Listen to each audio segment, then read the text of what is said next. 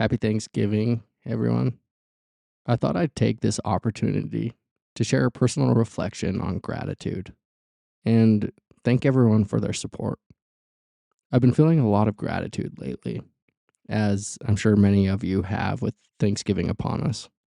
And though some of the gratitude I've been feeling is for all the wonderful things in life, my partner and kids, my mom and dad, my friends, my adorable dogs, and all the rest. Most of my gratitude this month has actually been focused on the other half of the spectrum, the things we more often run from, hate, or condemn, our struggles and hardships, our pain and suffering. This particular focus came about as I was preparing to discuss our family's new monthly virtue for November, gratitude. Now, just to give some context here, at our home, we gather as a family in the morning for what we call morning devotional, a ritual where we reverently devote ourselves to love. And as a part of this morning ritual, we study a monthly virtue, read from one of the world's wisdom traditions, memorize a poem or scripture, and end in silent meditation, where we return to our unbounded hearts and minds, where the stillness washes away all dividing lines and points us back to love. So, to prepare for our first discussion of gratitude, I flipped through my journal, which has a daily gratitude practice, and I noticed this imbalance. Essentially, all of my gratitude was aimed at what we generally think of as positive, pleasant, or warm. It caught me off guard because I thought I knew better. Yeah, the easy, joyful things in life are great, but it's our trials and hardships that really fuel our growth and mold our character. I was especially surprised considering that 1 year ago, when I sat with ayahuasca, she reflected before me all the growth I had experienced in the previous 2 years, even though I had felt like I was just drowning in grief for those 2 years. But as I've expressed on this podcast before, looking back now, it's really hard to relate to who I was before that winter season in my life because it has given me so much growth. I feel like it was only through that grieving process and at the same time giving myself to my family, becoming a parent, that I really transitioned into adulthood. Anyway, because of this personal reflection and because winter is coming, I've asked my family in our study of gratitude to put emphasis on the hard things. I've asked them all to keep a sharp eye on their struggles to see if they can find any gratitude in them. Just the other day, my oldest, who is 11, shared an experience he had at Pokemon Club. Turns out he had traded some really nice cards for a fake. Oh no, I said. Did you call bullshit where there's bullshit? Yes, he said, and then went on to say that he tried to resolve it peacefully, but was unable to. And so he went to the child's parent, who apparently just said, "I'm sorry." Oh, bummer, dude. That's frustrating. I'm sorry, I said before asking, "So, how are you able to find gratitude in this situation?" Well, he said, "First, I was able to see some humor in it. I actually laughed at the card I got, which gave the Pokemon powers that don't exist or even make sense, really." We all laughed with him, and then I asked, "Was there anything else you were able to find gratitude for?" "Yes," he said. "I learned not to be fooled. From now on, I'll make sure to trade my card only after I've inspected the other card." Joy and sorrow are one. The light does not exist without the dark. So, as you gather together around the table today, yes, share your gratitude for all the light. But I invite you to also see if you can take a moment to find and sink into some gratitude for something that has caused you pain or grief. Khalil Gibran, in his poem titled On Joy and Sorrow, says, "Your joy is your sorrow unmasked, and the self-same well from which your laughter rises was oftentimes filled with your tears. And how else can it be? The deeper that sorrow carves into your being, the more joy you can contain. Is not the cup that holds your wine the very cup that was burned in the potter's oven? And is not the lute that soothes your spirit the very wood that was hollowed with knives?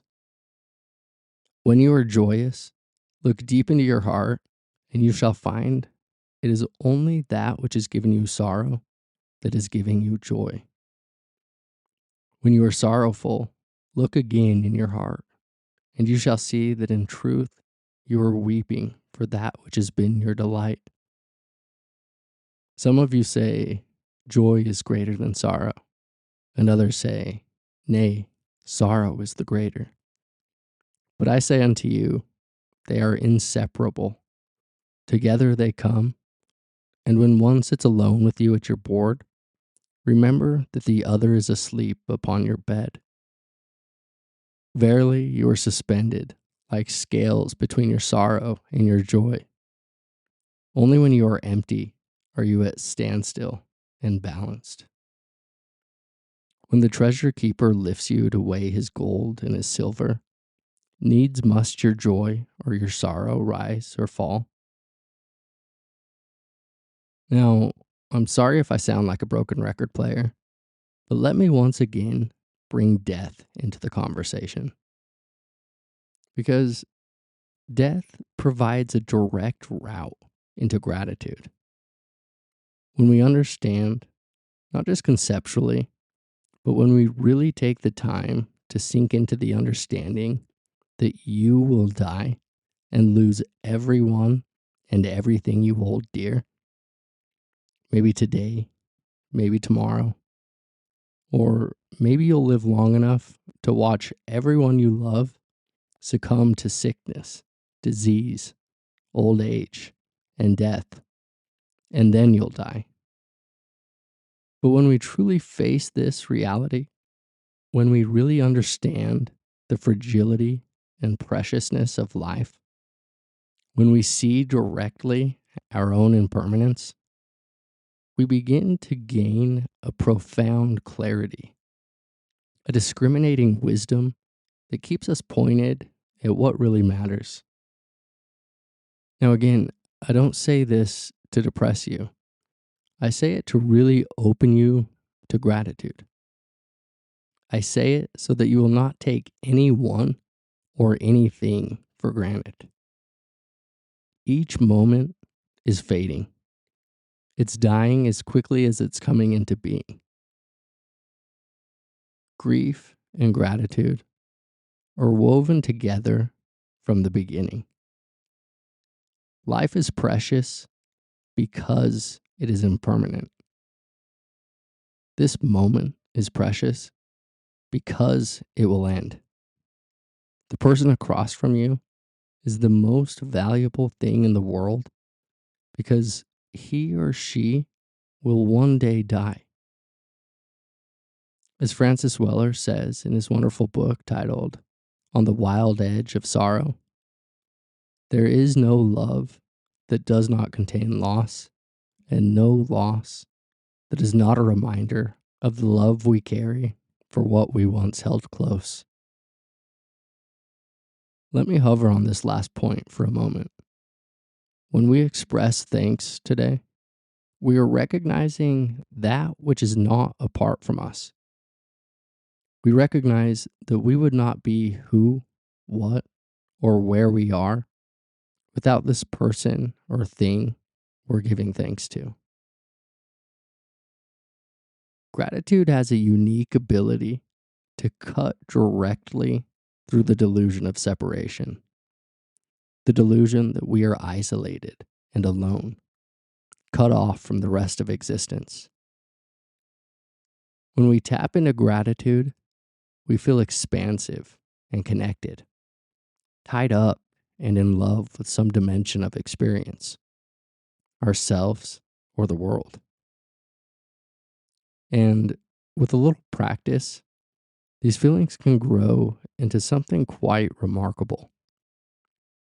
We can begin with gratitude for something as ordinary as the food on your plate today and let it grow until it encompasses the entire world.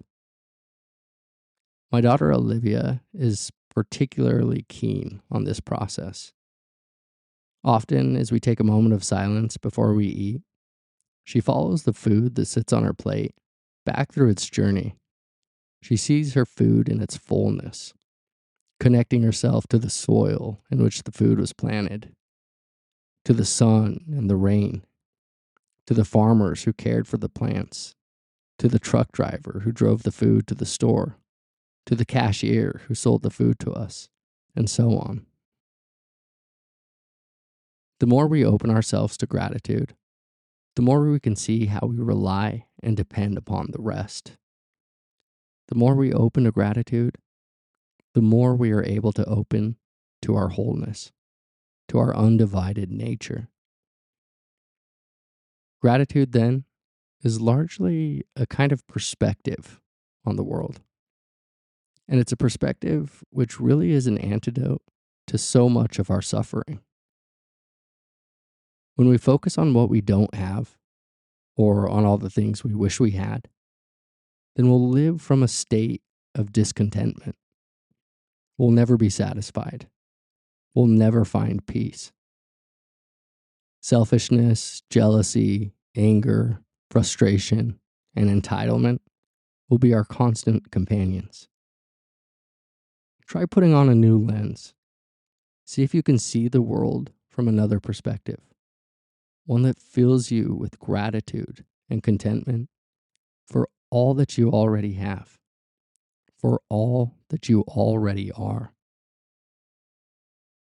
What a privilege it is to be alive.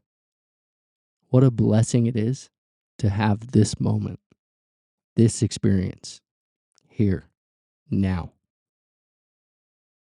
There is this one opportunity to send love out into the world. There's this one moment to bow to the earth and thank it for its support. There's this one moment to hold yourself and those close to you with the utmost care and compassion. You have this moment here, now, to witness the miracle and majesty that you are. And the moment will never come again. May you cherish and find gratitude for yourself and for all those around you on this Thanksgiving Day. May you truly be at peace.